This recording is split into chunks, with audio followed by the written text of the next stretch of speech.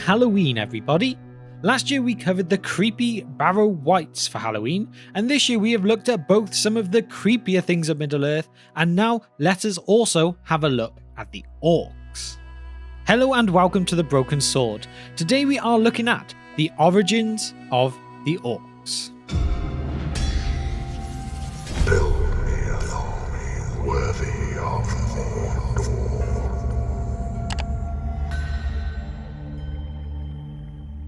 If there is one question in the Tolkien Legendarian that seems less than obvious, and maybe even perhaps a bit painful, it is the question of the origin of the Orcs.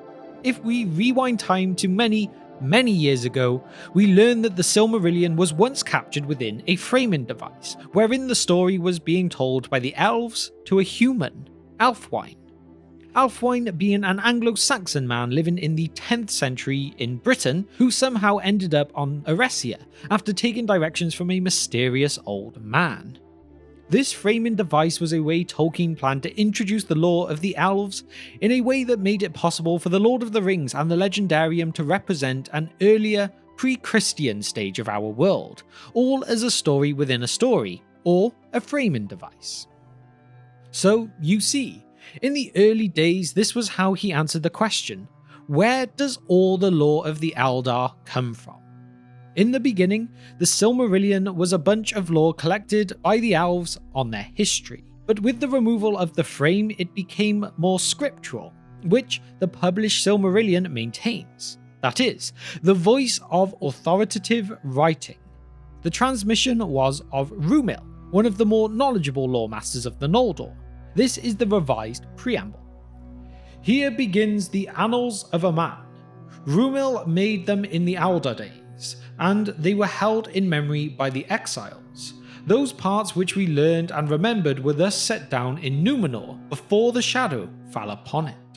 As documents being transmitted by way of translation via Bilbo handing it down to Frodo with the framing device of an elf speaking to a human gives a lot of context to some of the problems maintained in the published Silmarillion, which is that of 1. Understanding who is speaking, and 2. How their perspective influences the tale. Ælfwein was a human who had visited the Elves and had brought back this material, as a link not to the Third Age, but to the stories of Valinor and our world. He was the transmitter of these stories into human history, as we learn from Morgoth's Ring. Even later in the first draft of Many Partings, we see Bilbo giving Sam these translations of the stories from the Elvish before it was revised to be that of a vintage should he ever get married. So the impulse for the frame was still there, even in the later stages of writing of The Lord of the Rings. So, when that frame of subjectivity is removed, the problems become more difficult, and so with all of this, we now get on to the question of the Orcs. Now this question, to be perfectly honest with you all straight out of the gate, has maybe no good answer, because the implications for what we have are quite terrifying. From the Silmarillion that we got, Orcs would come from the Elves that were perverted, corrupted into the form of horror and servitude to Morgoth. Which is a problem, really, because this makes them unwilling servants, and on top of that, victimizes them. When they are changed beyond recognition, mutilated, perverted by Morgoth to be a mockery of the firstborn children of Eru-Ilúvatar. This answer gives us no end of moral problems, the first being that of choice. The Orcs, as presented thusly, had no choice in their allegiance, which makes their wholesale slaughter more of a tragedy than a victory. This is the problem which troubled the Great Professor. As we see in Tolkien's later letters on the Orcs, he would redress this first origin, given to us in the published Silmarillion. And what the struggle comes down to is whether or not Orcs have individual souls, or if they are sentient beings capable of redemption.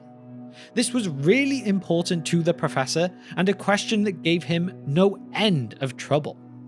We have the early version of the Silmarillion now, published in The Book of the Lost Tales Part 2, when Malkor was still Malko, and yet we see him breeding the creatures from stone.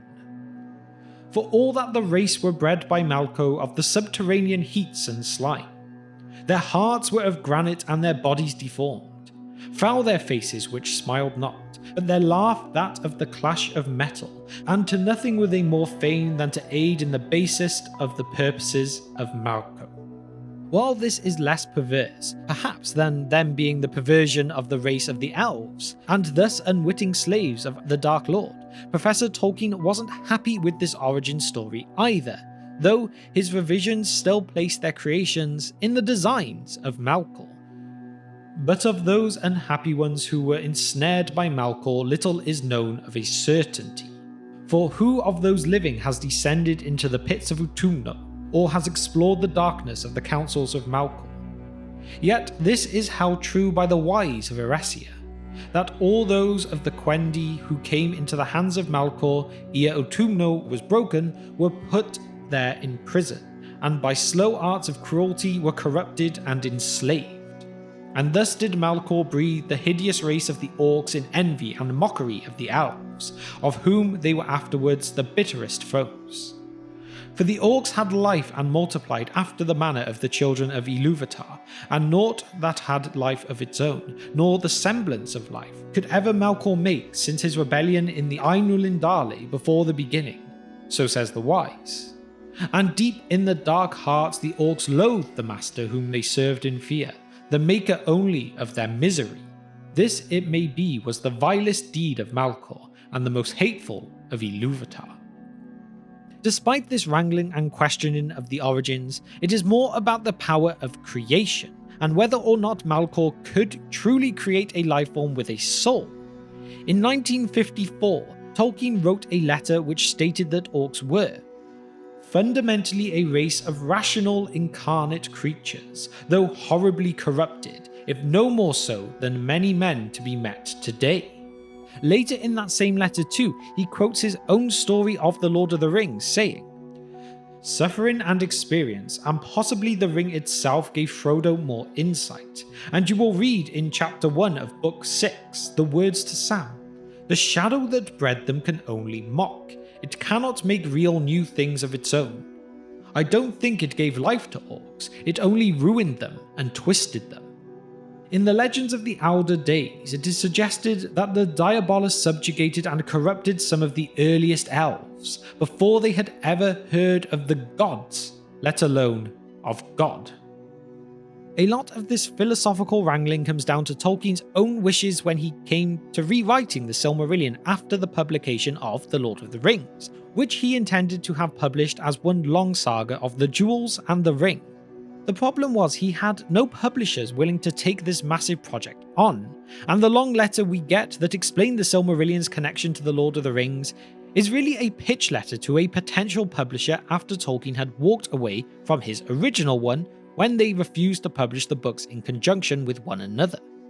Then, when the publisher he tried to talk to in the publishings of both also refused, he returned, 10 years past the deadline, to his original publisher. And also here, if you would actually like to see a video in the future on the early Silmarillion with what it used to be and some of the biggest changes made, then please leave me a comment of the original Silmarillion down below. But anyway, this stubbornness of Professor Tolkien is one of the reasons that the Silmarillion was not published in his lifetime, and the continued revisions of the material after the marriage of the early mythology to the later stories of The Hobbit and The Lord of the Rings. This would lead the professor creating and getting lost in these philosophical speculations. As Christopher Tolkien tells us in the foreword of Morgoth's Ring, The History of Middle-earth Volume 10 that is. What his father needed, we are told, was a consistent world, and in some ways he was unable to make that work so that it proved satisfactory in every way for the professor. The problem of the Orcs and their origins is one of the larger issues he had when reworking the early mythology, such as the Book of Lost Tales and the Annals of a Man, which we would later get in the Quenta Silmarillion. With the removal of the framing device, of the book being a translation from the Elvish hand going from Bilbo to Frodo, a lot of the perspective of what the Silmarillion as it was changed dramatically.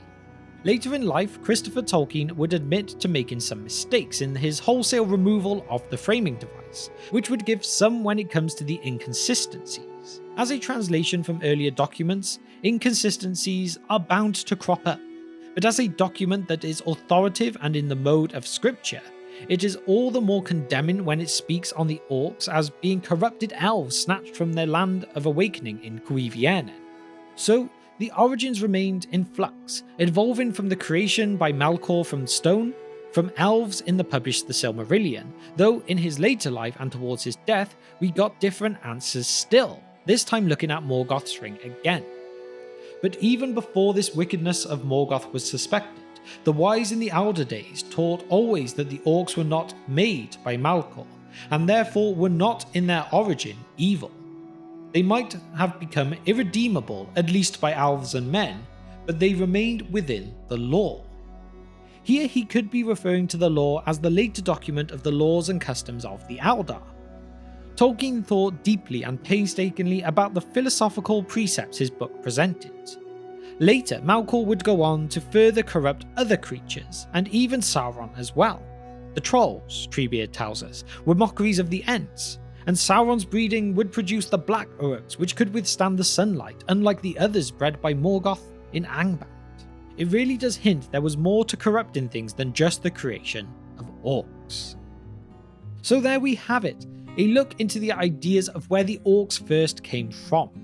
Whether from the corruption and manipulation of a people or of stone, they are hideous and terrifying creatures, which may be redeemable or not, but either way it appears that they were always destined to live a life barely worth living. It can be said Tolkien intended only that they were not fundamentally a perversion, a corruption, or species to be treated with the righteous slaughter at all times, which means that throughout his life, the professor gave thought and respect to the vilest of his creation, and in the end reasoned that they too were capable of redemption, of love, pity, and he leaves room for their redemption, despite all the material we have kind of saying otherwise. It might therefore be incorrect to suggest that what we have in the published The Silmarillion and in the later letters can give us a definitive answer, and that it is more like to judge an individual based on their actions rather than the manner of their creation. This is a lesson that belongs to all times though, you could say, not just ours.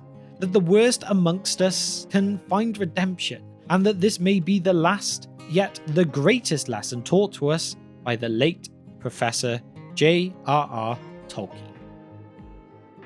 So with that, now it is time for my question of the day, which is, do you think Orcs are redeemable? Do you think that no matter their creation, there is no hope for them? Or do you think that they possibly could be turned? Please let me know all of your opinions, thoughts, and theories on this in the comment section below. And now to shout out our patrons. You guys are the awesome ones to support us in making our short film project at this time, and I cannot thank you all enough. We have been making good progress lately, so please check out our Patreon page if that interests you. And also to specifically shout out the Divine Power tier members of Kevin and Abram, the Fire Demon tier members of Nashith, Denversteel, and Gregory, and the Woods of Staff tier members of John, Andrew, Jennifer, and Hunter too. You are all true legends of the Bro Hero. Finally, if you have managed to reach the very end of this video with me today and you have enjoyed what you've seen, then please hit that subscribe button and the bell icon too so that you can be notified of all future uploads. And so, happy Halloween to you all again. Thank you for spending just some of your time with me today, and I will see you next time on The Broken Sword.